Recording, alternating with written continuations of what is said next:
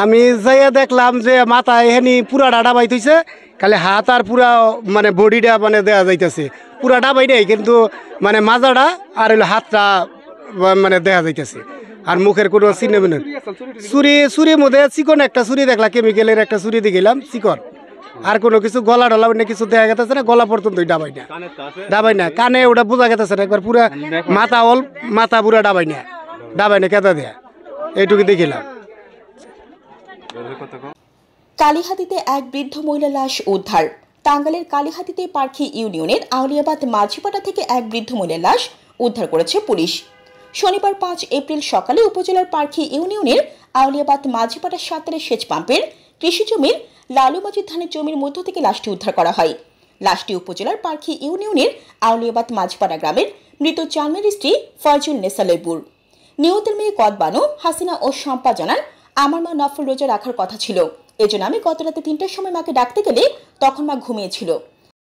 3টার সময় মারে ডাকতেছি, মা উজা থাকবো, তাহলে উঠো না, তুমি উঠো না, উঠো নাই দেখে আমি আগ বেড়ে ফুটছি, আর কিছুই বাস পাই নাই, বাস পাইলে তেমন খারই দাঁড়াই। তারপরে আবার কি দেখলেন?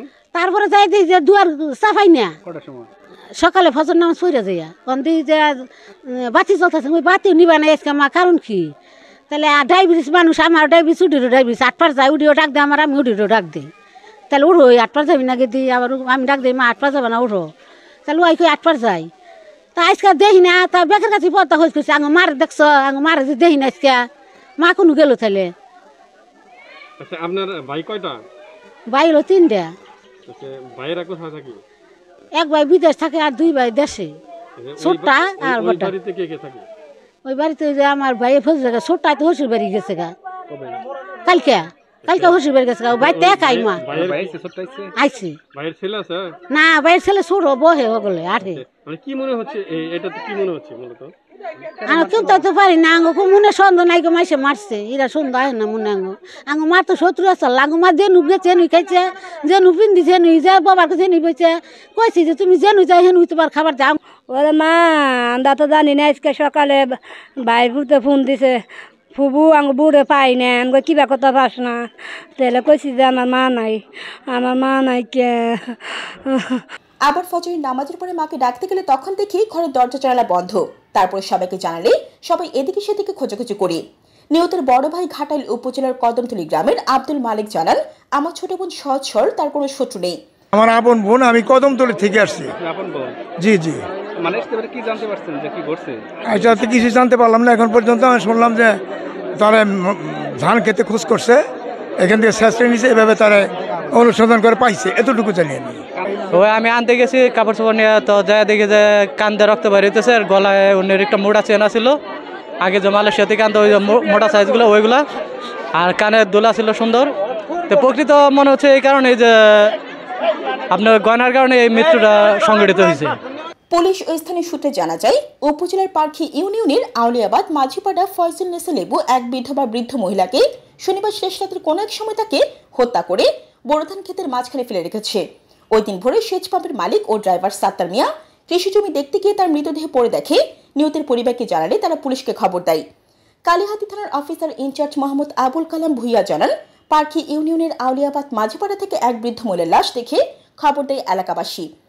যে এই গ্রামেরই একজন বৃদ্ধ মহিলা ফয়জুল নেসা লেবু, আমরা সংবাদপ্রাপ্ত হয়ে যে ওনার লাশ পাওয়া গেছে ইরি ক্ষেতের মধ্যে, ধান ক্ষেতের মধ্যে। তো আমরা সংবাদ পেয়ে আসি, আমি সহ আমার সার্কেল স্যার, অন্যান্য অফিসার ফোর্স আসে, নারী অফিসার সহ।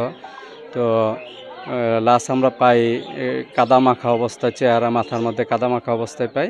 তা আমরা যে এই স্থানীয় লোকজন এবং তাদের পরিবারের লোকজনের সহায়তায় লাশকে আমরা নিয়ে আসি, এনে দেখা যাচ্ছে যে দেখতে পেলাম যে তার নাক দিয়ে মুখ দিয়ে কিছু রক্ত ঝরতেছে, তার একটা কান কাটা আছে। তো আমরা ধারণা করতেছি যে মধ্যরাতে যে কোনো সময় কেউ হত্যা করে তার লাশটা ঘুম করার জন্য টেনে নিয়ে ধান খেতে ফেলে দিয়েছে। তো ইতিমধ্যে আমরা জানতে পেরেছি তার পাশের বাড়িতে তার এক বড় মেয়ে বিয়ে হয়েছে। ওই মেয়ে নাকি ভোর 3টার দিকে মা রোজা রাখবে বলেছিল, 3টার দিকে খাবার নিয়ে এসে তাকে ডাকাডাকি করেছে, ঘরের দরজা জানালা বন্ধ পেয়েছে, ডাকার পরে উঠে নাই। তো তারপরে এই সকাল 8টার সময় সে আবার ওই মেয়ে খোঁজ করতেছে, মা উঠে না কেন। তো মাকে খুঁজতে গিয়ে দেখা গেছে যে মা ঘরের মধ্যে নেই, ঘরের দরজা ওই সময় ধাক্কা দিয়ে খোলা পায়। তারপরে খোঁজাখুঁজি করতে করতে দেখা গেছে ধান গাছের দাগ দেখে তারা ঘটনাস্থলে যায় এবং লাশ শনাক্ত করতে পারে, আমাদের সংবাদ দেয়। আমরা আইনগত ব্যবস্থা গ্রহণ করতেছি। এই আশা করি খুব সহসাই খুব অল্প সময়ের মধ্যে আমরা ঘটনার মূল রহস্য উদ্ঘাটন করতে পারবো। ধন্যবাদ। পরে লাশটি উদ্ধার করে শনিবার ময়নাতদন্তের জন্য টাঙ্গাইল জেনারেল হাসপাতাল মর্গে পাঠানো হয়।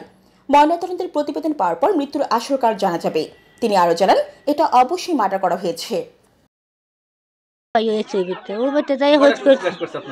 8টার দিক দিয়ে সকাল 8টায় মোবাইল ধরতে কইতাছে তোর বুড়ে যে পাই না ফুবু। আমি কইছি কিবা কথা কয় তোর বুড়ে পাস না। তারা ইয়া মনে করুন ওই বাড়িটা ইয়া শুনছি, তাও আর যায় নাই মনে করুন। আমি আবার দোয়ান বেড়ে বিচাইছি, আমি আবার পাড়ায় যায় ওইটা বিচাই আইতাছি, দৌড় ফিরে আইতাছি। এই যে সড়ক পাড়ে আইছি, হইসুন কইতাছে ফজলুর মায়েরে ইরিখাতে রাইলে নিয়ে মাইরা থিছে। এই তো জানলাম হ্যাঁ ওখান কি ভাই কমু বাবা, আমার মারে কিবা কি আর মারলো হেডাই তো খুঁজ পাইতাছি না। আমার মানুষকে তো কোনো মাইসনক নারাইও নাই।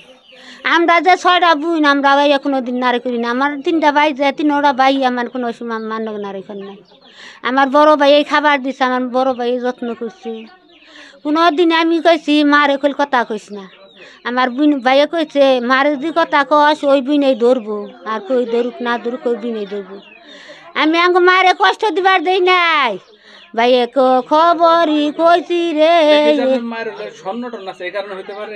হ্যাঁ ওখান স্বর্ণ আছে, সেই কারণে হারে হাতে স্বর্ণ আছে, গলায় আছে, কানে আছে। ওইগুলা তো কয়েকজন গেছিল না, কিছুই নাই হাতে, মানে ড্রাইভার এই করে রাখছে।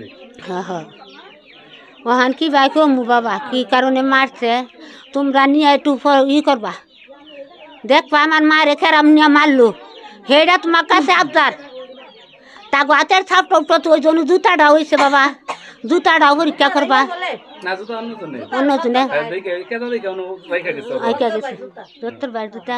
নইলে কিভাবে মারছে এইটাই তোমার কাছে আবদার, একটু নিয়ে দেখবা। আমার মায়ের কাড়া ছিড়া করো বাবা, কাড়া ছিড়া করো না। তোমাকে 2টা পায়ে ধরে আমার মায়ের কাড়া ছিড়া করো না। মহিলা গেছে নামাজ দিয়া চাল না বেগটা চাল, খালি ওইটা ফরেস্টিং করবা, কইরা আমার কাছে দিবা, আমরা দোয়াইয়া আজীবন মারে গুরস্থানে তুমি আমরা মারে দেখুন চাইয়া, আমার মারে আমরা চাইয়া দেখুন। এভাবে তারা অনুসন্ধান করে পাইছে, এতটুকু জানি আমি। কানে যথেষ্ট গয়না ছিল, গলায় কানে গয়না তো দেখতেছি না, গয়না নাই, কান ছিয়া। এখানে তো এই যে পাশে আছে আরেকজন, উনি তুলতে গেছিল, তুমি কি দেখছো? ওই আমি আনতে গেছি কাপড় চোপড় নিয়ে, তো যায় দেখি যে কান্দে রক্ত বেরিয়েছে, আর গলায় উনির একটা মোটা চেন ছিল, আগে যে মালয়েশিয়া থেকে আনতে ওই মোটা সাইজগুলো ওইগুলা, আর কানের দোলা ছিল সুন্দর। তো প্রকৃত মনে হচ্ছে এই কারণে যে আপনার গয়নার কারণে এই মৃত্যুটা সংঘটিত হয়েছে।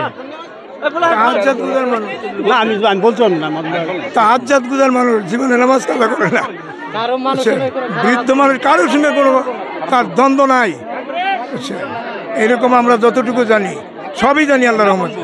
আপন বোন, আমার সহোদর বোন, আমার ছোট বোন, মায়ের পেটের বোন। জি